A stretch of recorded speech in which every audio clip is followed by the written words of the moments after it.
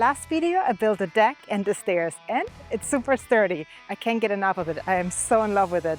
The only thing that's missing now, it's obviously the railing, because nobody wants to just fall off the deck, right? Do you want to see what I came up with? Something really awesome. So, follow me.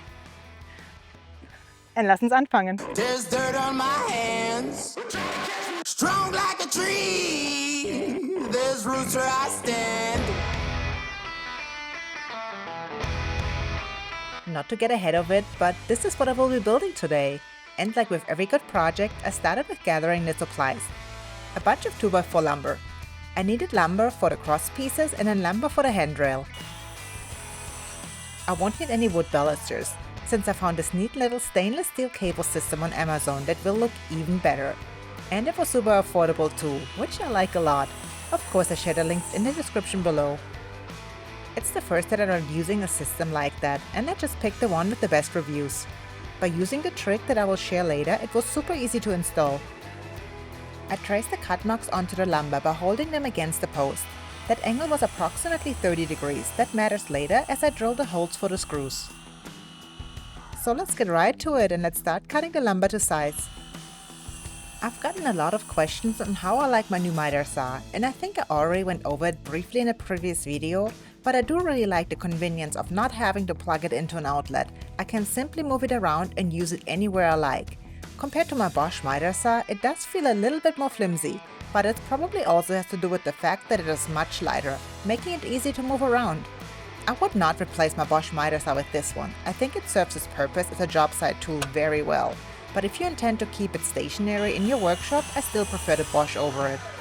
One feature that's missing on both of them is a laser. Why is it that most miter saws don't come with them standard anymore? I mean, I used to own a $100 Harbor Freight miter saw, and even that came with a laser. Does anybody have an answer for that? You see how the breeze carries away the wood dust? It's just lovely if you don't have to deal with it afterwards. That's the best part when working outdoors. It's January now and it's still warm to borderline hot in Florida. It's in the 80s and I feel like the humidity is a little bit higher than usual, making it feel even hotter than that. But looking at the weather report, there are some colder days coming, like in the 50s. I'm sure there's a few viewers that laughed right now as I said that, because I watch the Weather Channel and I know there's a lot of places that are deep in snow right now, so I guess I can't complain. I cut a little detail here in the end of the handrail. What I didn't know at this point is that this piece will not make it onto the finished handrail. And this is why you should never get too comfortable with power tools. I got some kickback there, whoop! I did not press the lumber fully against the fence in the back, and that's what happens. As I cut the pieces to size, I placed them onto their spots to make sure I don't forget to cut any of them. It's simple, two go in between each post, one on the top and one towards the bottom, and then we need a piece for the handrail.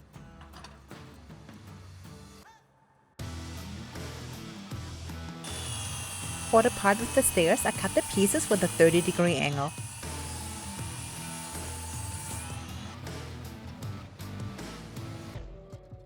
And then I use that piece to trace where to cut the lower post.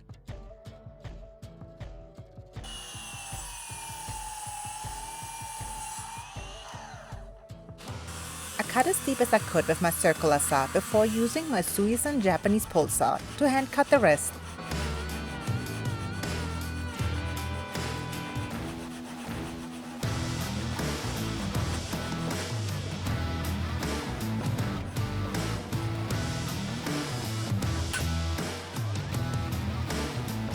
And this is where I noticed that I cut the handrail way too short. I wanted it to stick out much more, so I had to recut this piece.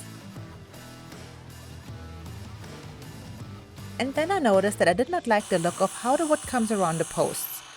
So I found some scrap wood and cut molding for around the base of the posts. I cut all of the ends to a 45-degree angle, so they fit neatly around the base. Almost like a picture frame.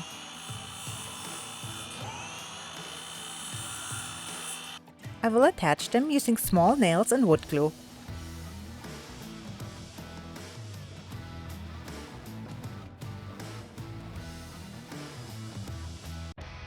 Many ways to attach the cross pieces. I chose pocket holes. I can easily fill the holes with wood filler before painting the railing.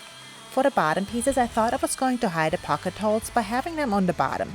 But later, as I attached the pieces, I noticed that the drill won't fit underneath. So I ended up having the pocket holes on the top side. Not a problem, just more work on making sure they are filled correctly before painting, so nobody will notice them. That's the good part about painting lumber, you can simply hide the imperfections. You say you'd rather stain the railing? Well, then you better figure out a way on how to fit the drill underneath to hide the pocket holes. No, you can simply just buy a shorter bit or lift the bottom piece up a bit to make the drill fit. And now let's have some fun sanding.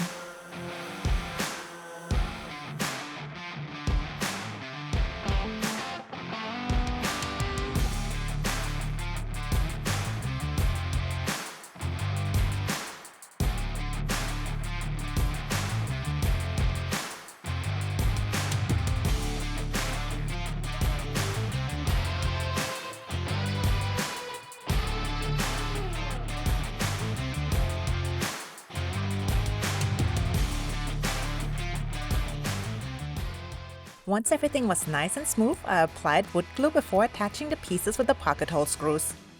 Always make sure everything is level.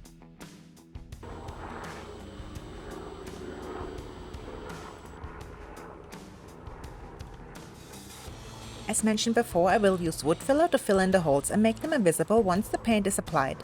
I love keeping a scrap wood pile, but I have come to the conclusion that some pieces are just too small to keep and make anything out of it.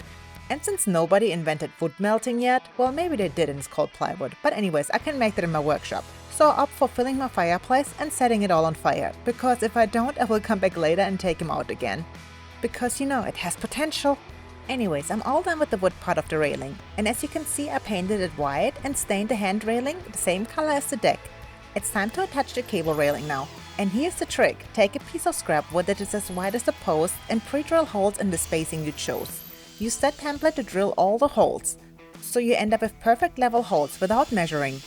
Getting the holes right is the most important part, because once you string the cables across, it's not gonna look nice if the holes are not level from post to post. The drill bit came with the hardware, and then I just followed the enclosed instructions and screw the screws into the holes.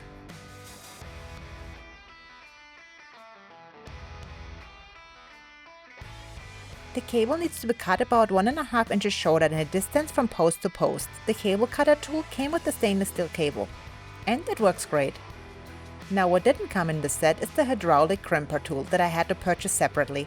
It was around $40 some, but you do have to purchase it if you don't have one.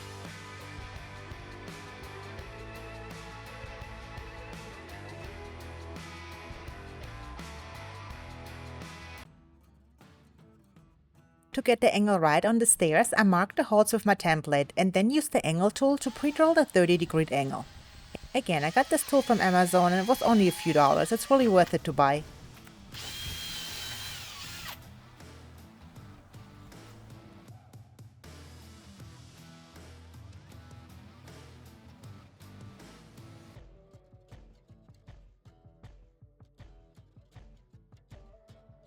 Using the crimping tool was probably the hardest part about the whole build. You do have to press it really hard to get good results. So weak me really struggled with that. But I was able to finish it in the end.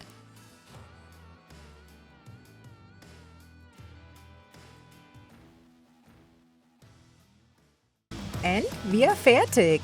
Wow, what a build! I'm so happy I finished the stairs. I would say they are bombenfest and will not go anywhere. What do you think about the build? Please leave me a comment below. Like and subscribe to my channel. Also, if you have not done so, please click the bell button to get notified of new videos. If you can, please join my Patreon. That helps me create more YouTube videos. Thank you so much for watching. Tschüss und auf Wiedersehen.